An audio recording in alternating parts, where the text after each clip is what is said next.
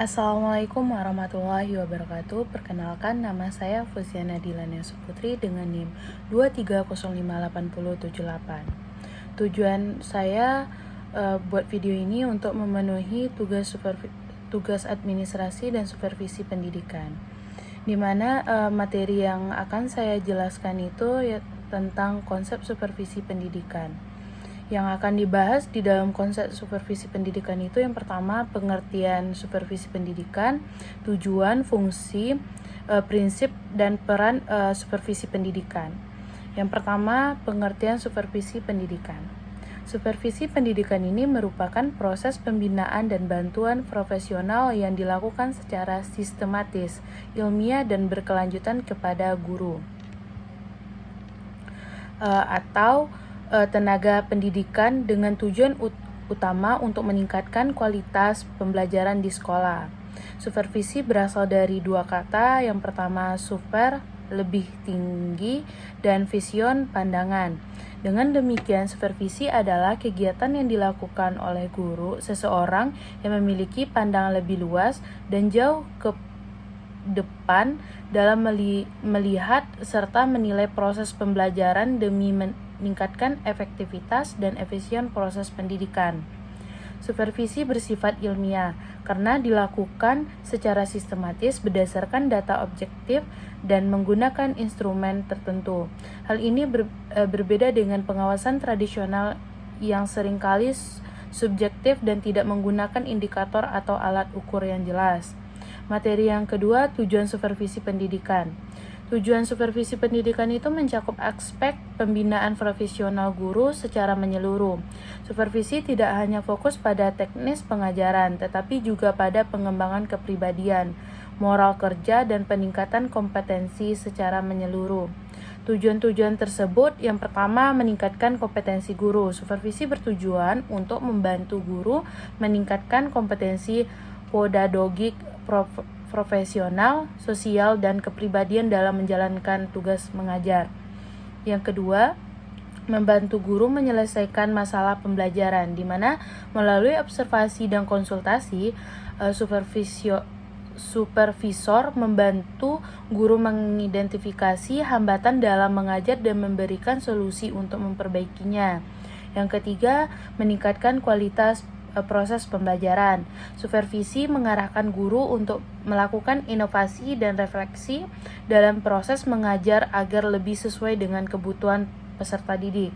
Yang keempat, mengembangkan kurikulum sekolah, di mana supervisi berperan dalam memastikan bahwa pelaksanaan kurikulum berjalan secara optimal dan sesuai dengan kebijakan pendidikan nasional.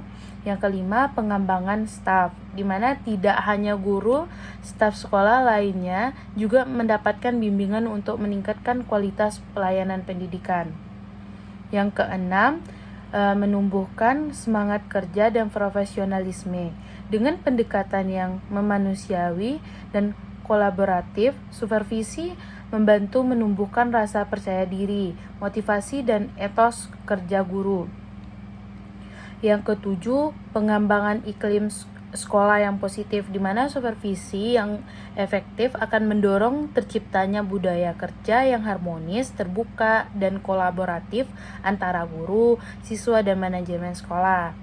Yang materi selanjutnya yaitu tentang fungsi supervisi pendidikan, di mana supervisi pendidikan ini memiliki banyak fungsi strategis, baik untuk mengembangkan guru secara individu maupun untuk meningkatkan peningkatan mutu institusi pendidikan secara keseluruhan. Ada 8 fungsi utama yang diuraikan oleh Foundation and the Mission of Supervision. Yang pertama itu koordinasi usaha sekolah, di mana mengintegrasikan semua komponen pendidikan di sekolah agar selaras menuju tujuan pendidikan.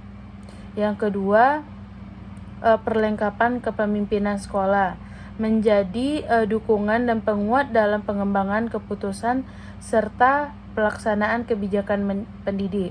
Yang ketiga, perluasan pengalaman guru, memberikan ruang bagi guru untuk mencoba pendekatan-pendekatan baru dalam pengajaran dan pemperluasan wawasan. Yang keempat, simulasi usaha kreatif, mendorong guru untuk berinovasi dan menciptakan metode pembelajaran yang menarik, interaktif, dan sesuai dengan zaman. Yang kelima, menyediakan fasilitas dan evaluasi berkelanjutan, menyediakan sarana, sumber belajar, serta evaluasi sistematis terhadap proses dan hasil pembelajaran. Yang keenam, analisis situasi belajar mengajar, mengkaji proses pembelajaran untuk mengetahui keberhasilan, kendala, dan solusi strategis. Yang ketujuh, pemberian keterampilan dan pengetahuan baru. Supervisi sebagai media pelatihan guru dalam hal metodologi, teknologi pembelajaran, dan pendekatan pedagogis terkini. Yang kedelapan, wawasan terpadu, membantu guru memahami secara komprehensif tentang pendidikan baik filosofis, sosiologis, psikologis, maupun praktis. Materi selanjutnya yaitu prinsip-prinsip supervisi pendidikan. Agar kegiatan supervisi belajar secara efektif dan memberi dampak yang nyata, maka perlu berlandasan prinsip-prinsip yang mendukung suasana belajar yang sehat dan kondusif. Berikut adalah beberapa prinsip utamanya. Yang pertama itu prinsip positif, dibagi menjadi beberapa bagian. Yang pertama itu ilmiah, di mana ilmiah tersebut supervisi dilakukan dengan pendekatan sistematik dan berbasis data, menggunakan alat ukur yang sahih untuk menganalisis proses belajar mengajar.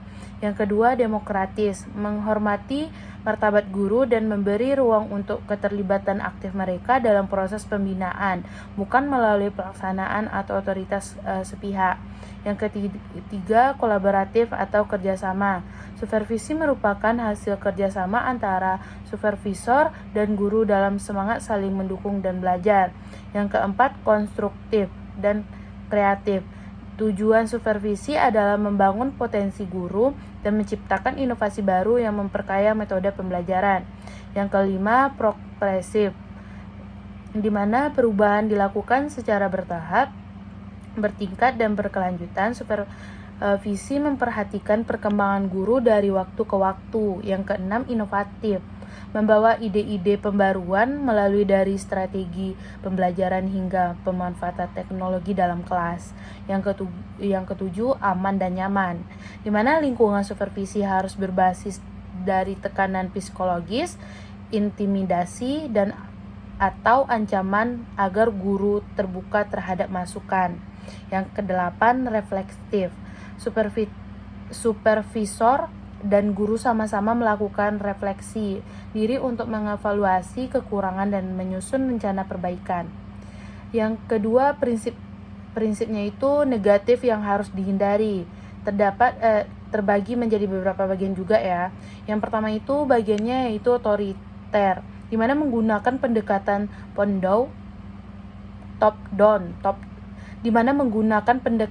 top down tanpa memperhatikan aspirasi guru akan merusak iklim kerjasama. Yang kedua, mencari kesalahan, di mana supervisi bukan untuk mencari-cari kesalahan guru, melainkan untuk mengenali potensi perbaikan secara objektif.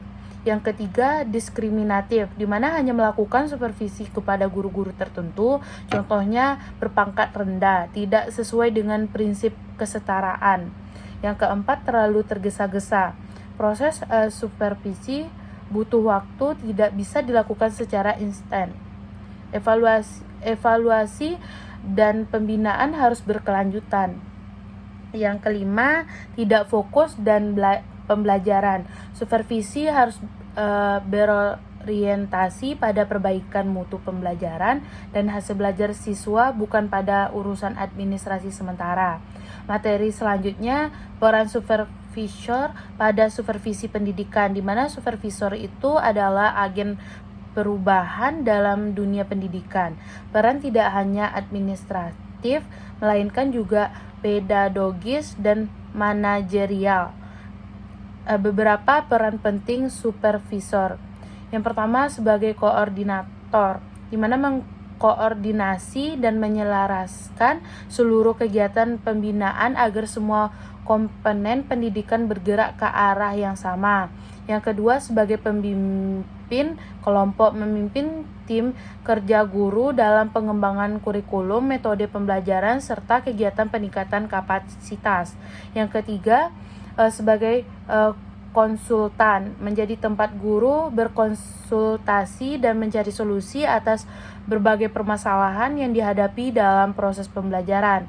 Yang keempat, sebagai evaluator, di mana menilai efektivitas pembelajaran yang dilakukan guru, termasuk menganalisis data hasil belajar siswa, serta memberi umpan baik yang membangun. Supervisor juga berperan dalam pembinaan moral kerja, semangat, dan loyalitas guru. Jika supervisor dilakukan dengan pendekatan yang tepat, maka akan tumbuh kepercayaan, keterbukaan, dan semangat untuk memperbaiki diri dari dalam. Sekian dari saya, mohon maaf atas kesalahan saya. Baiklah, dari semua materi dapat saya simpulkan, supervisi pendidikan itu adalah elemen vital dalam sistem pendidikan moral modern. Ia menjadi jembatan antara kebijakan pendidikan dan praktik lapangan. Kegiatan ini bukan lagi semata-mata tugas pengawasan, tetapi transformasi menuju pembinaan yang berdampak pada penguatan karakter, profesionalisme, dan kinerja guru. Jika supervisi dilakukan secara konsisten berdasarkan prinsip-prinsip ilmiah dan demokrasi, maka ia akan mampu menjadi alat strategis dalam meningkatkan mutu pendidikan nasional. Peran guru sebagai aktor utama pendidikan akan semakin berkualitas dan peserta didik akan mendapatkan pengalaman belajar yang lebih bermakna. Sekian dari saya, billahi taufiq wal hidayah. Wassalamualaikum warahmatullahi wabarakatuh.